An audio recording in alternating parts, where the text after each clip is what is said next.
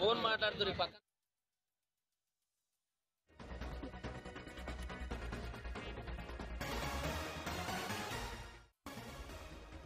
భద్రాద్రి కొత్తగూడెం జిల్లా మనుగూరులో హైటెన్షన్ వాతావరణం నెలకొంది. బీఆర్ఎస్ కార్యాలయంపై కాంగ్రెస్ కార్యకర్తలు దాడి చేశారు. ఫర్నిచర్ను ధ్వంసం చేశారు. గతంలో ఈ భవనం కాంగ్రెస్ కార్యాలయంగా ఉండేది. అయితే 2018లో కాంగ్రెస్ పార్టీ టికెట్ పై గెలిచిన రేగా కాంతారావు ఆ తర్వాత బీఆర్ఎస్ లో చేరారు. అంతేకాకుండా కాంగ్రెస్ కార్యాలయాన్ని కూడా కారు పార్టీ ఆఫీస్ గా మార్చేశారు.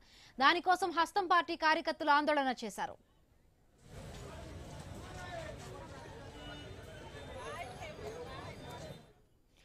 వాస్తవానికి ఈ కార్యాలయానికి స్థలాన్ని కాంగ్రెస్ సీనియర్ నేత డొనేట్ చేశారు. అక్కడ ఆఫీస్ నిర్మాణం చేపట్టారు. అయితే దాన్ని తానే నిర్మించానని, అందుకే తనకే చెందుతుందని దాన్ని బీఆర్ఎస్ కార్యాలయంగా మార్చేశారు రేగా కాంతారావు.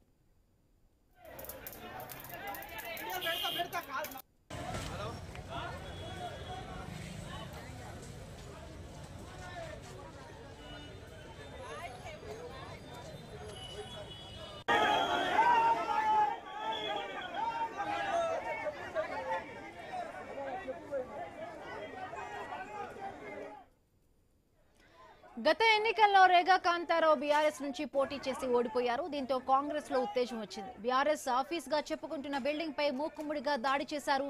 ఈ క్రమంలో కాంగ్రెస్ బీఆర్ఎస్ కార్యకర్తలకు మధ్య వాగ్వాదం చోటు చేసుకుంది. ఇద్దరు కారు పార్టీ కార్యకర్తలకు గాయాలయ్యాయి.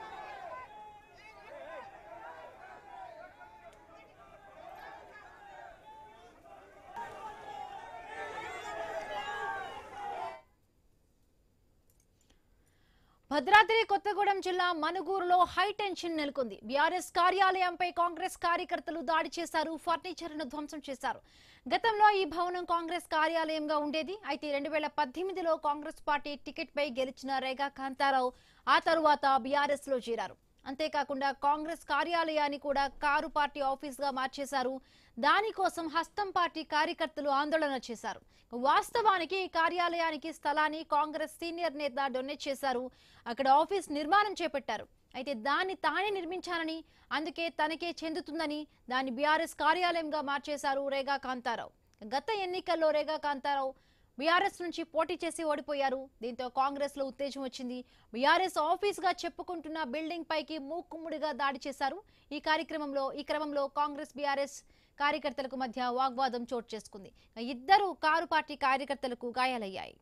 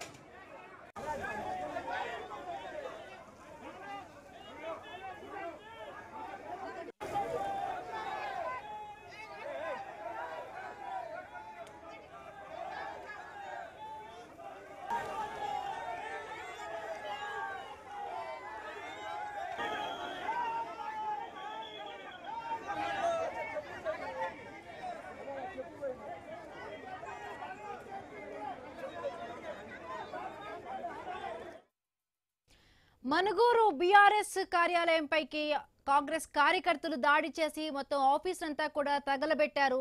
రైట్, అక్కడ కాంగ్రెస్ కార్యకర్తలకు బీఆర్ఎస్ కార్యకర్తలకు మధ్య వాగ్వాదం చోటు చేసుకున్నట్టుగా తెలుస్తోంది. మనం స్క్రీన్ లో కూడా చూస్తున్నాం. పెద్ద ఎత్తున కూడా అక్కడ ఆఫీస్ సంబంధించిన ఫర్నిచర్ అలాగే బీఆర్ఎస్ జెండాలు కూడా మొత్తం అన్నిటికీ కూడా తగలబెట్టారు కాంగ్రెస్ కార్యకర్తలు. రైట్, మరిన్ని పూర్తి అప్డేట్స్ మా కరెస్పాండెంట్ నవీన్ లైవ్ లో సిద్ధంగా ఉన్నారు. నవీన్, అక్కడ సిచ్యువేషన్ ఏ విధంగా ఉంది? ఇప్పటికే బీఆర్ఎస్ కార్యకర్తలు కాంగ్రెస్ కార్యకర్తలకు మధ్య వాగ్వాదం చోటు చేసుకున్నట్టు తెలుస్తోంది. ప్రజెంట్ సిచ్యువేషన్ ఏ విధంగా ఉంది నవీన్?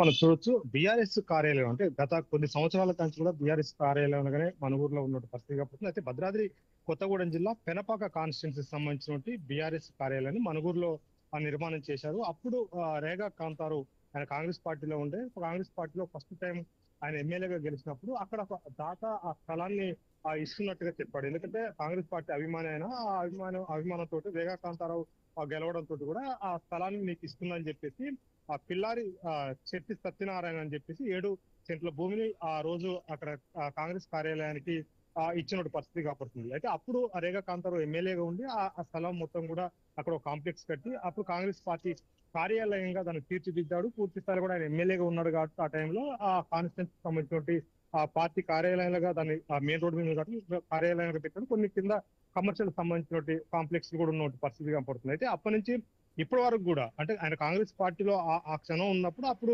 అభివృద్ధి పేరుతోటి బీఆర్ఎస్ పార్టీ అధికారంలోకి వచ్చిన నేపథ్యంలో అది అభివృద్ధి పేరుతోటి ఆయన రేగా కాంతారావు ఇటు బీఆర్ఎస్ లోకి వచ్చాడు. బీఆర్ఎస్ లోకి వచ్చిన తర్వాత ఆయన ప్రభుత్వ విప్పుగా ఉన్నటువంటి పరిస్థితి కనపడుతుంది. అది దాన్ని బీఆర్ఎస్ కార్యాలయంగా మార్చినటువంటి పరిస్థితి మనం చూస్తే ఆ రోజు స్థలం ఇచ్చినటువంటి ఆ క్యాండిడేట్ అది రేగా కాంతారావుని చూసి మాత్రమే ఈ స్థలం ఇచ్చారు, కేటాయించారు. రేగా కాంతారావుకి అభిమానిగా ఉన్నాడు ఆయన. అక్కడ రేగా కాంతారావు ఎమ్మెల్యేగా పెనపాకలో కాంగ్రెస్ పార్టీ ఎమ్మెల్యేగా గెలిచిన తర్వాత ఆయనకు ఆ స్థలాన్ని అప్పచెప్పినట్టుగా చెప్తున్నారు. అప్పుడు ఆ స్థలాల్లో ఆయన ఒక కాంప్లెక్స్ కట్టడం, అదే కాకుండా పార్టీ కార్యాలయాలుగా దాన్ని తీర్చిదిద్దిన పరిస్థితి కప్పుతుంది. అయితే అప్పటి నుంచి ఇప్పటి వరకు కూడా రేగా కాంతారావు హ్యాండ్ ఓవర్ లో ఉంది. ఆయన పార్టీ మారినప్పుడు కూడా అది బీఆర్ఎస్ కార్యాలయంగా చేశారు. అయితే ప్రస్తుతానికి మనం చూడొచ్చు ఆ కార్యాలయం పార్టీ పేరు మీద ఎక్కడ కూడా లేదు. ఇప్పుడు మన ప్రస్తుతం చూసుకుంటే ఆ కాంగ్రెస్ పార్టీ ఆఫీసు చెప్పుకుంటున్నటువంటి నేపథ్యంలో అది హరికృష్ణ పేరుతోటి ఆ ల్యాండ్ మొత్తం రిజిస్ట్రేషన్ అయింది. ఆ బిల్డింగ్ మొత్తం కూడా రిజిస్ట్రేషన్ పరిస్థితి కాబట్టి మనం ఎక్స్క్లూజివ్ గా మనం స్క్రీన్ మీద చూడొచ్చు. ఆ ల్యాండ్ ఎవరి పేరు మీద ఉంది, ప్రస్తుతానికి ఆ బిల్డింగ్ ఎవరి పేరు మీద అంటే హరికృష్ణ పేరు మీద ఉంది. హరికృష్ణ ఎవరంటే రేగా కాంతారావుకి సొంత బంధువు. ఆయన గతంలో ఆ రేగా కాంతారావు ఎమ్మెల్యేగా ఉన్నప్పుడు కానీ విప్పుగా ఉన్నప్పుడు ఆయన పిఏగా చేసిన పరిస్థితి కనపడుతుంది. ఈ ల్యాండ్ మొత్తం ఇప్పుడు ఆ హరికృష్ణ పేరు మీద ఉంది. ఇది ఏ పార్టీకి సంబంధించినటువంటి ల్యాండ్ కాదు. క్లియర్ కట్ గా మనం ఐ న్యూస్ ఎక్స్క్లూజివ్ గా మనం చూడొచ్చు. ఎందుకంటే ఆ ల్యాండ్ ప్రస్తుతానికి ఎవరి పేరు మీద ఉన్నది కావాలి. ఎందుకంటే పార్టీ కార్యాలయంలో ఉన్నప్పుడు ఖచ్చితంగా అది పార్టీ కార్యాలయం పార్టీ పేరు మీద రిజిస్ట్రేషన్ అవుతుంది. బిల్డింగ్ హౌస్ నెంబర్ కానీ ఇవన్నీ కూడా పార్టీ పేరు మీద ఉంటుంది. కానీ ఇది అట్లా లేదు, కేవలం హరికృష్ణ పేరు మీద ఉంది. హరికృష్ణ రేగా కాంతారావు బంధువు అంటే రేగా కాంతారావు బిల్డింగ్ అనే చెప్పుకోవచ్చు ప్రస్తుతానికి. ఎందుకంటే వాళ్ళు ఇప్పటికి లాక్కున్నప్పటికి కూడా అది ఇంకా చట్ట ప్రకారం పోతే మాత్రం ఖచ్చితంగా అది రేగా కాంతారావు బిల్డింగ్ అని బీఆర్ఎస్ పెట్టుకోవచ్చు, లేదా ఆయన ఏ పార్టీలో ఉంటే ఆ పార్టీ కార్యాలయంగా దాన్ని ఆయన మలుచుకోవచ్చు. ఎందుకంటే అది ఆయన ఓన్ ప్రాపర్టీగా దాన్ని ఉన్నోటి పరిస్థితి కాబట్టి ఆ రోజు తన ఎమ్మెల్యేగా కాంగ్రెస్ పార్టీలో గెలిచినప్పుడు అక్కడ ఉన్నోటి దాత స్థలం ఇచ్చాడు. స్థలం ఇచ్చిన తర్వాత తను అక్కడ బిల్డింగ్ నిర్మాణం చేశాడు. అది అప్పుడు ఆయన కాంగ్రెస్ పార్టీలో కొన్ని రోజులు ఉన్నాడు కాబట్టి దాన్ని కాంగ్రెస్ కార్యాలయాలుగా తీర్చిదిద్దుకున్నాడు. ఆ తర్వాత ఆయన పార్టీ మారాడు కాబట్టి మళ్ళీ యాస్ట్రీగా దాన్ని బీఆర్ఎస్ కార్యాలయాలుగా చేసుకున్న పరిస్థితి కాబట్టి ప్రస్తుతానికి మనం ఎక్స్క్లూజివ్ గా చూడొచ్చు. హరికృష్ణ పేరు మీద ఈ బిల్డింగ్ ఉంది. బిల్డింగ్ సంబంధించిన మొత్తం కూడా హక్కులు హరికృష్ణకే వర్తిస్తాయి. ఎందుకంటే ఇటు రేగా కాంతారావు బంధువు అయినప్పుడు కూడా ఓన్ గా చూసుకున్నట్టయితే, వ్యక్తిగా చూసుకున్నట్టయితే ఇది హరికృష్ణ బిల్డింగ్ అని చెప్పుకోవచ్చు. ఈ హరికృష్ణ ప్రస్తుతానికి ఏ పార్టీకి సంబంధం లేదు. ఆయన ఒక రేగా కాంతారావుకి పిఏగా ఉన్నాడు. రేగా కాంతారావు బంధువు కూడా అని చెప్పుకోవచ్చు. ఆయన పేరు మీద ఈ ల్యాండ్ మొత్తం ఆ బిల్డింగ్ మొత్తం కూడా. రేగా కాంతారావు ఈ ఘటనకు సంబంధించి స్పందించారా? ఆయన ఎక్కడున్నారు ఇప్పుడు?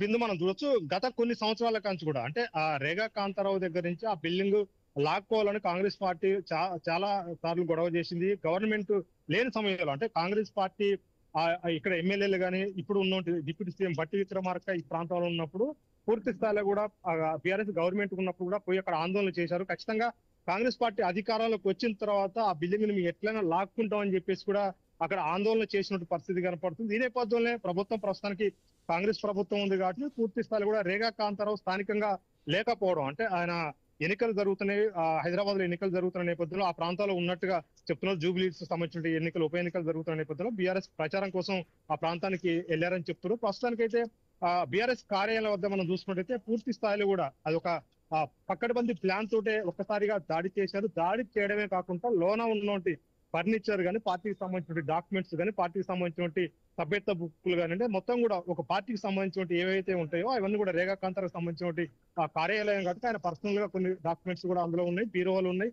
ఫర్నిచర్ చైర్స్ ఇవన్నీ కూడా ఉన్న పరిస్థితి కాబట్టి వాటిని అన్నింటిని కూడా ఆ రోడ్డు మీద వేసి దగ్నం చేసినటువంటి పరిస్థితి మనం చూడొచ్చు. ఎందుకంటే పూర్తి స్థాయిలో కూడా ఒక వస్తువులు అంటే ఒక దాడి అంటే పర్సనల్ గా పార్టీ కార్యాలయం మీద దాడి అని చెప్పుకోవచ్చు. అంతేకాకుండా సొంత ప్రాపర్టీ మీద దాడి అని చెప్పుకోవచ్చు. ఒక విధంగా వీళ్ళందరిపై కూడా కేసులు నమోదు కావాలని చెప్పేసి కూడా బీఆర్ఎస్ ఆందోళన చేస్తుంది. ఎందుకంటే విషయం చెప్పకుండా అంటే కనీసానికి విషయం చెప్పాలి. వీళ్ళ దగ్గర ఏమైనా డాక్యుమెంట్స్ ఉంటే ఈ బిల్డింగ్ మా పేరు మీద ఉంది, పార్టీ పేరు మీద ఉంది కాబట్టి ఈ బిల్డింగ్ మాది అని చెప్పేసి పోయి లీగల్ గా వాళ్ళు హ్యాండ్ ఓవర్ చేసుకోవచ్చు. కానీ అలాంటివి చేయకుండా ఒక దౌర్జన్యం, ఒక రౌడీ ఇజం చేశారని చెప్పేసి కూడా బీఆర్ఎస్ కార్యకర్తలు చెప్తున్నారు. ఇటు బీఆర్ఎస్ లను కాంగ్రెస్ కార్యకర్తల మధ్య కూడా ఒక యుద్ధ వాతావరణం అక్కడ చోటు చేసుకుంది. ఏదైనా కానీ పూర్తి స్థాయిలో కూడా ముందుగా కాంగ్రెస్ వాళ్ళు వెళ్ళారు కాబట్టి వెళ్ళిన వెంటనే కూడా ఆ ఫర్నిచర్ మొత్తం కూడా ధ్వంసం చేశారు, దగ్నం చేసినటువంటి పరిస్థితి కాబట్టి ఎక్కడ కూడా ఆనవాళ్ళు లేకుండా బిల్డింగ్ కూడా నిప్పి పెట్టినటువంటి పరిస్థితి ఇక్కడ కనపడతా ఉంది. Bindu. Right, thank you Naveen, thanks for the updates.